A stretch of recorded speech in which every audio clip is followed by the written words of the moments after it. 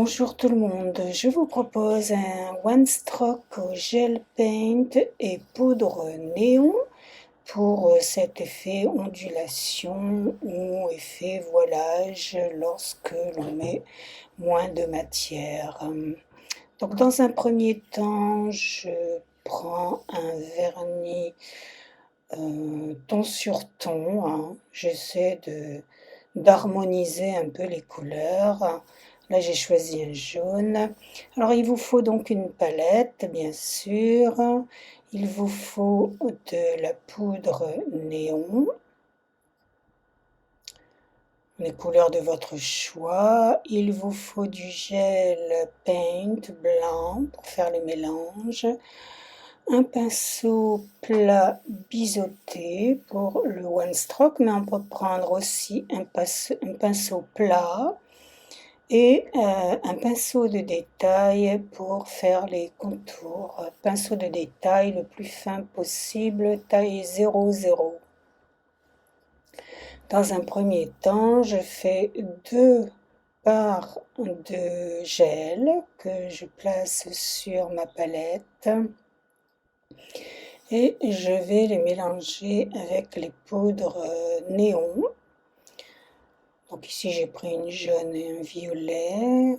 Et je vais bien les mélanger jusqu'à obtenir une pâte homogène avec ma spatule. Donc il vaut mieux avoir une spatule pour le mélange, c'est beaucoup plus pratique.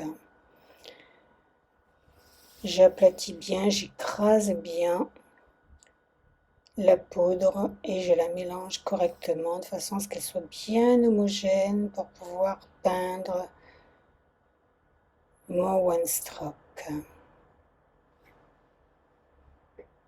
J'ai bien sûr matifié la capsule et je prends un peu de peinture de gel violet, un peu de jaune que je vais diluer sur ma palette pour obtenir mon mélange au milieu, donc ce qui fera une troisième couleur. Je mélange bien correctement de façon à ce que mon pinceau soit bien imprégné de gel. Et je vais commencer par faire des petits ponts ou des petits pétales sur la capsule de façon assez espacée pour pouvoir ensuite tracer d'autres ponts pour les rejoindre, les extrémités. Donc je trace un premier pont ou un premier pétale, c'est comme on veut pour la dénomination. Un deuxième et je vais tracer le troisième bien sur la droite. On n'est pas obligé de faire sur la même ligne, hein. On peut dévier, les faire en biais, les faire plus haut, plus bas. On choisit ce que l'on veut faire. Ici, je vais déjà dans un premier temps catalyser cette première couche. Je rajoute une deuxième couche pour que le dessin soit bien marqué. Une première couche ne suffit pas, c'est comme la peinture acrylique, hein, c'est pareil, il vaut mieux faire toujours en 2 couches. Je veille à ce que mon pinceau soit toujours bien imprégné de matière.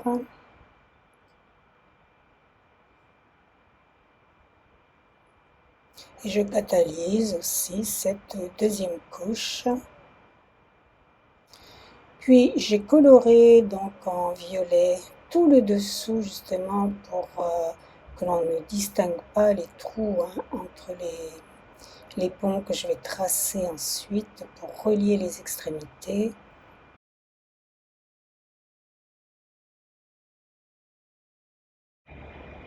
Donc je catalyse ensuite cette étape. Et là je vais commencer à créer d'autres petits ponts en partant des extrémités. Ils ne sont pas trop grands, hein, et en allant vers le centre. Ici aussi, on peut choisir la direction. On peut soit aller vers l'intérieur, soit vers l'extérieur, c'est comme on veut.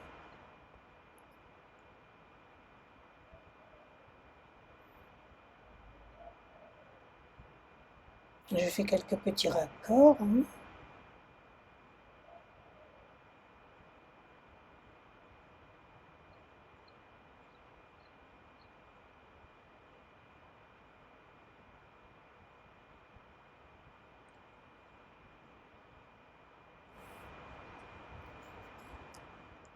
Ici, je vais aussi vers l'intérieur.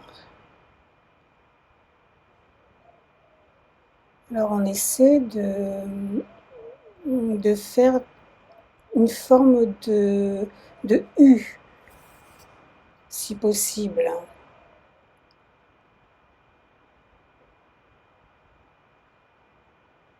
Et là, je vais partir vers l'extérieur.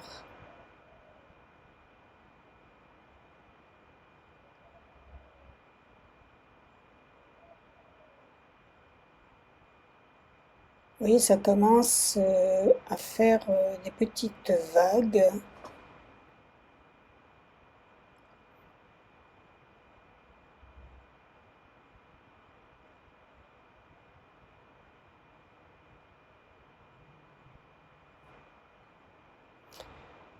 Ici, je pars vers le centre, on descend au préalable, puis on remonte très très légèrement avec la pointe du pinceau. Je vais catalyser cette première partie, puis je recommence, j'applique à nouveau une seconde couche.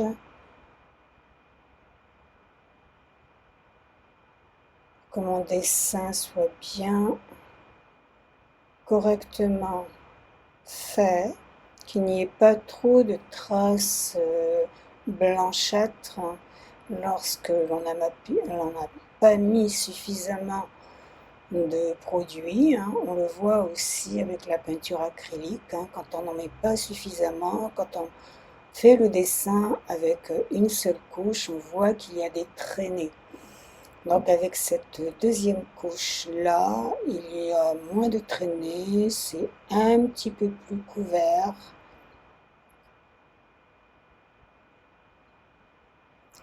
Et surtout, je veille à ce que mon pinceau soit bien rempli de gel.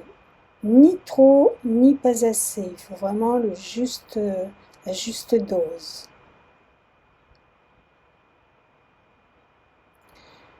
Et je vais catalyser cette deuxième couche.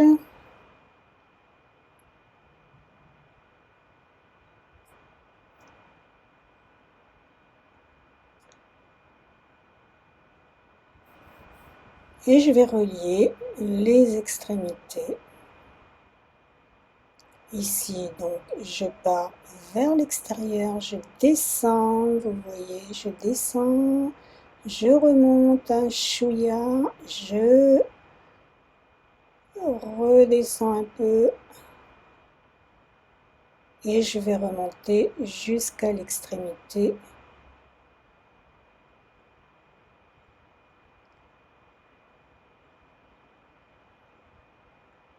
Et pareil, je vais relier les autres parties de la même façon.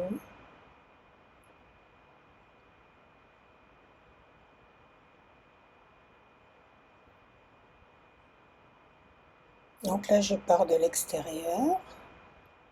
Je descends toujours. Il faut y aller, lorsqu'on fait la première couche, il faut y aller vraiment lentement, pas se précipiter pour ne pas déborder.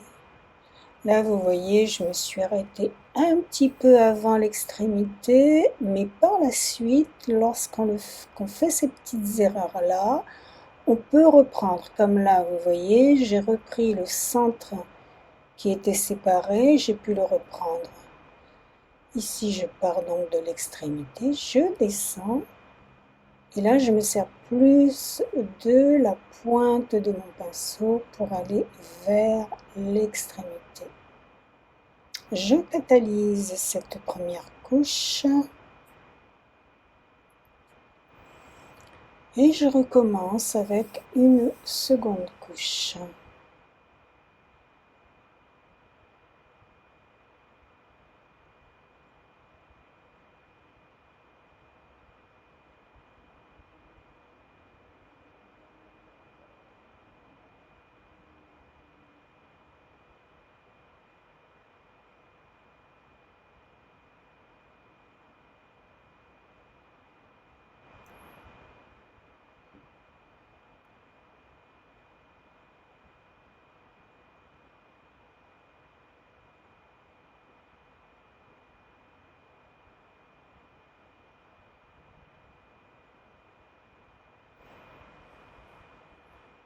Ce qu'il y a de plus sympa avec le gel, c'est que lorsque vous vous trompez sur un dessin, par exemple, vous pouvez l'effacer. Avec un petit peu de cleaner, un petit coton-tige, vous pouvez enlever le gel. Tout ce que vous avez fait avant ne s'enlèvera pas puisque tout a été catalysé. Ce qui est beaucoup plus compliqué avec la peinture.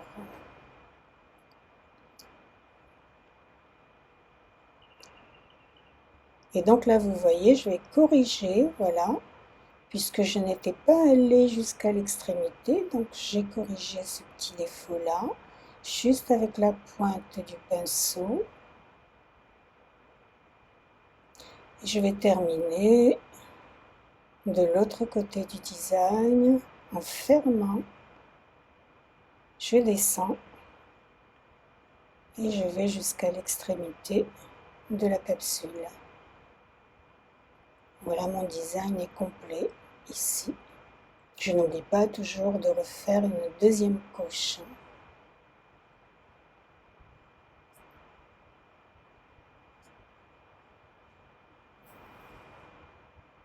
Donc deuxième couche sur ce côté-là que j'ai fermé.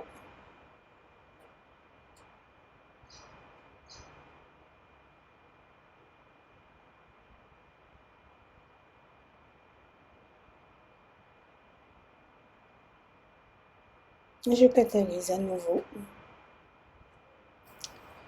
Et pour faire les contours, pour donner un petit peu plus de luminosité, j'ai mélangé un petit peu de jaune avec du blanc, du gel blanc. Et je vais faire les contours du design.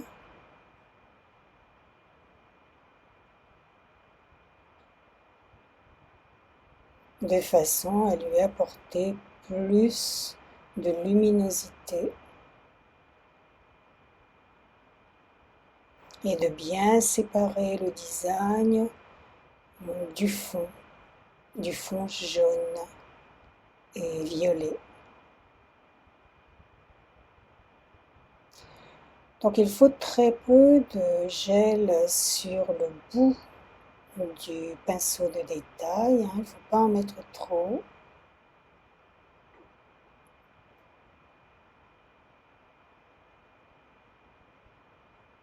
Et je fais donc tout le tour du dessin.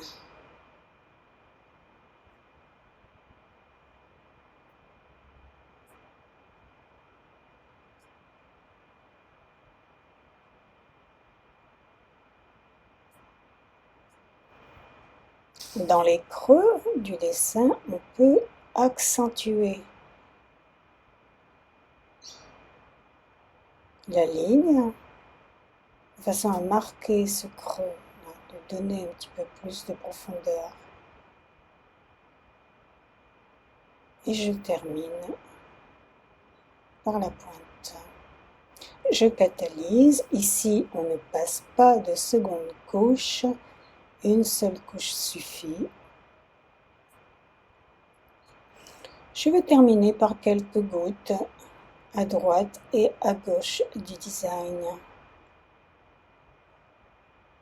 On peut aussi faire des petits points, on peut y mettre quelques petites fleurs, mais ne pas quand même trop le charger, puisque vous voyez que le design prend quand même toute la longueur de la capsule, donc il ne faut pas trop le charger. Les petites gouttes, c'est bien, les petits points aussi, c'est très bien pour ce genre de design-là.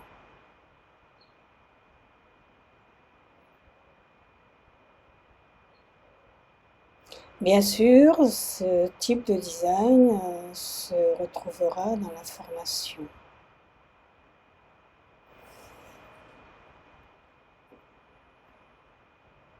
Et je termine par une finition avec un top coat mat. Le top coat mat convient très bien à ce type de design. Il convient mieux que le top brillant. Mais vous pouvez essayer avec le top brillant, bien sûr, et puis vous comparez. Moi, j'ai un faible pour les top coat mat que je trouve sympathiques. Je trouve qu'ils rendent mieux. Voilà, le design est terminé. Je vous remercie d'avoir regardé. Je vous dis à très bientôt.